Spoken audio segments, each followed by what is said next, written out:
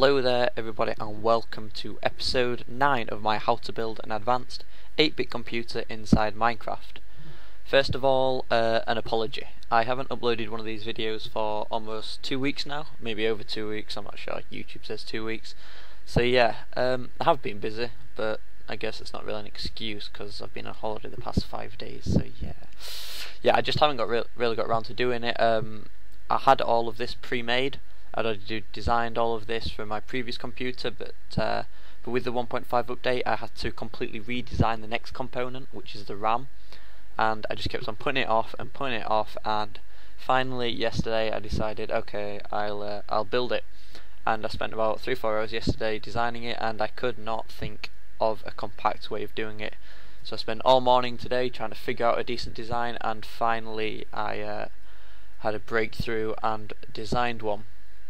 Now these are just a few of the designs that I went through to try and get the RAM design nice and small. My previous design, which used in the RAM explanation videos, was 2x4x14.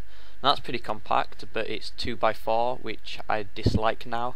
I prefer 2x3, and by that I mean 2 wide. This is per cell, so 2 wide by 3 long. And my previous one was 2x4, and 2x4 means that it's like a lot longer, which means you have to have more repeaters on the input line, which makes it slower. Whereas if you have 2x3, you can simply you can have less repeaters on the input line. You can simply have the one there. So yeah, these are some of the designs. These are not all of them. I spent ages on Redstoner, which is Deco and Proper English's new server. I spent a while on there just messing around with Michael, tech guy as you might know him as, just building some stuff, and I couldn't create one until this morning. So yeah, on the way I did create a really nice small design. This is it here. This is single read RAM. It's 2x3x10, fully stackable, tileable, or whatever. It's super compact. So that's our input here. We write it to memory. Write it to memory, so now that's retracted, and then we can read it here. So yeah, that's some super nice small one, but that's only single read, and I needed dual read. I went through this design first, which I realised wouldn't work due to like crossovers here, where like power here in one cell would then affect that power there, so that didn't work. I completely redesigned, and I used a nice bud technique where I had the power coming down here from the cell. This is like the memory cell. This isn't really, you don't have to remember any of this, I'm just trying to give you a bit of background details. So yeah, that would then power this, which would then, if this read line was on, would power that repeater, power that block, and the output would come out here, and at the same time it would turn off this, which would turn off this, which would bud this and turn it off, and at the same time it would turn off this. So if I just show you that in motion, because I thought this was really clever until it broke.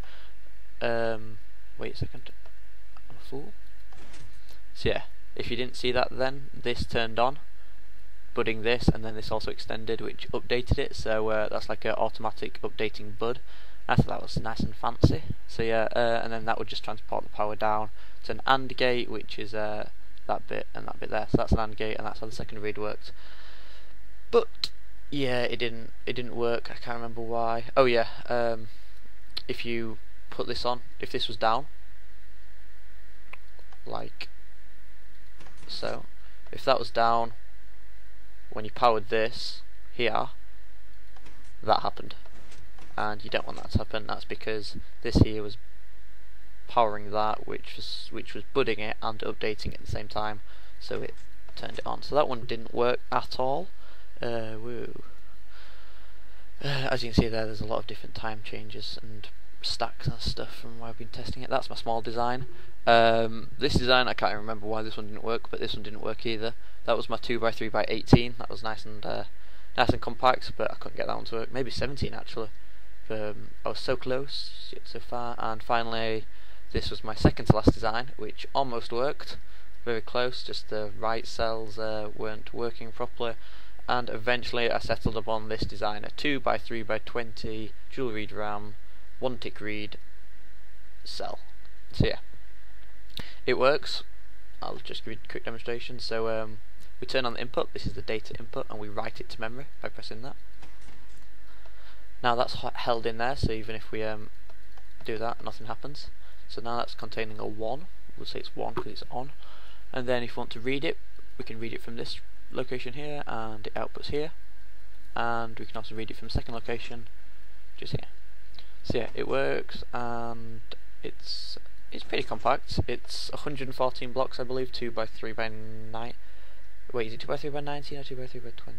2 by 3 by 19, sorry. So yeah, 2 by 3 by 19 is 114, and my previous design, which is 2 by 4 by 14, was 112. So I've only lost 2 blocks of volume overall, and I've gained some time on the input lines.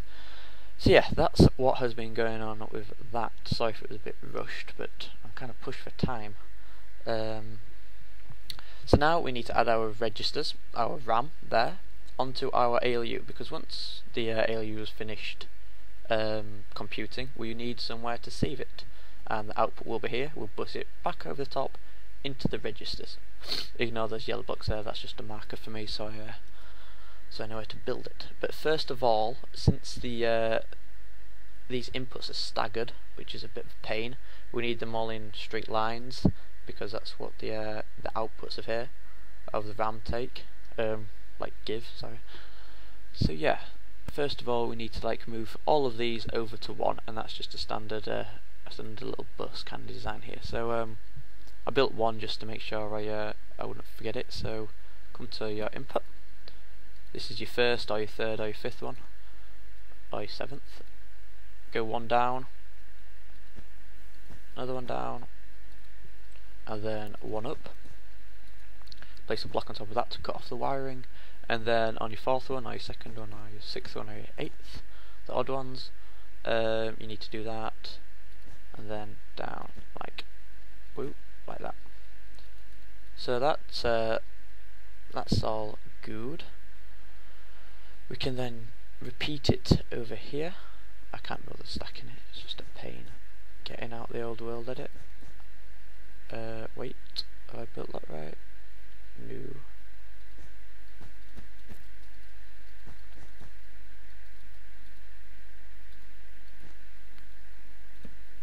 And now for the 6th one, or whatever number you're on, nice and easy like that.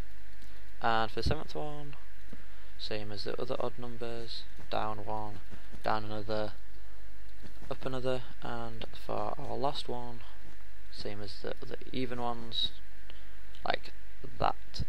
Just plop your redstone on top as you do. Okay, so now we have our inputs all lined up. If we were to extend them all out, you would see that they do in fact line up with the inputs above it. So now we want to extend these out a bit, since we've extended these out, so we can destroy all of our levers. We should be able to. And I'm going to come out, so it took 3 blocks to do that, but then I'm not actually sure how close we want the registers to the ALU. So I'll take it out another 3, I think. That's just in case there is a mishap of some sort. I don't really know what would go wrong, but maybe we need to add something in there, like an extra input or something. Who knows? Who knows? Wait, what am I doing? So yeah, you just need to extend these all out, but for this I will world edit, because it'll just save a bit of time. Ooh, nearly knocked my phone off. Wait, where's my wand gone? Huh? I just did wand. There we go. So we have our wand, secretly hiding as a wooden axe. Totally not suspicious. Wait, where did I just select? I don't know. And stack that across 7. I'm sure you are all experts with world edit and single player commands now. I've used it for many episodes. Same down here. Oh, bother, I've done it again. Selected the wrong position. There and there, and stack that 7 times also. So now we have our ALU fully prepared for registers. So yeah, let's do the registers now.